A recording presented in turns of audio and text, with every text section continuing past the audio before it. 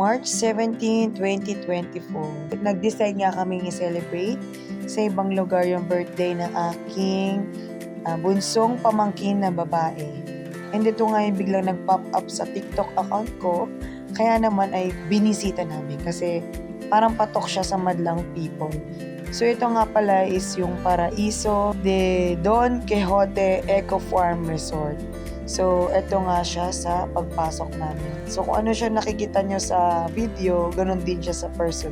Ayan. And after nga namin makipag-usap at magtanong kung saan kami magpa-park, imikip na kami. Dami rin coconut tree pagpasok mo rito. And malawak na malawak talaga yung ganyan.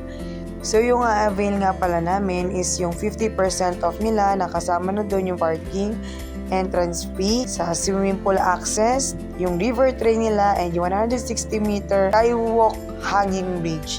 So till March 23, 2024 na lang yun, kaya i-visit nyo na rin sila para ma-avail nyo yung 50% off na yun. And regarding naman sa mga activities nila, gaya ng kayaking, ATV, zipline, zip bike, jeep bike, and marami pang iba, is 20% off till March 23. Pagdating ng March 24, ay may price hike na sila, kaya visit nyo na sila. Ito nga pala yung free na 160 skywalk hanging bridge nila. So ito yung bridge na nagdudugtong sa Maragondon at sa Naik, Cavite. Ayan nga, tinamadama namin ni Habi yung bridge, o diba?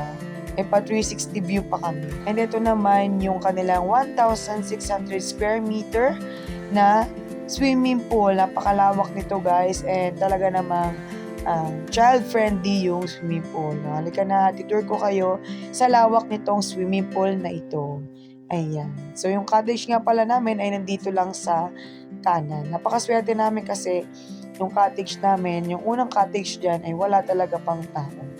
Ito nga pala ay linggo. Tour ko kayo dito sa malawak at malaki nilang swimming pool. Yung slide nga pala, yan, yung tore na yan, di pa yan tapos gawin. And ito nga palang building dito sa kanan, ayun yung mga ipapaupahan nilang rooms pag natapos na para may overnight na sila dito. Marami pala silang lifeguard dito, parang tatlong station yung lifeguard kasi nga sobrang lawak niya.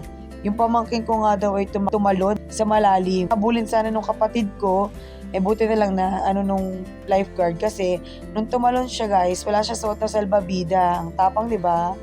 Yun nga pala yung birthday girl, o 'di ba? Sino ka dyan? Bata pa lang gustong-gusto talaga lumundag-lundag sa mga ganyan. Ay may paparang waterfalls nga sila din dito. Sa bandang ito is malamig yung tubig kasi medyo malalim na siya. Lawak nitong silang swimming pool. And then ito naman yung mga cottages nila dito. Meron din silang mga nipa hut talaga sa labas naman ng swimming pool area.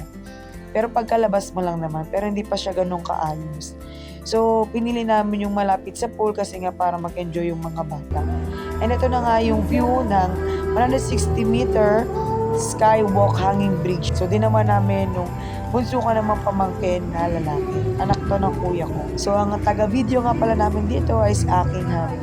So, visit nyo na rin siya and mag-stay kayo till gabi para ma-enjoy nyo tong hanging bridge na may ilaw. And ayan na nga, napaalam na kami kasi gabi na at kinabukasan ay may pasok pa.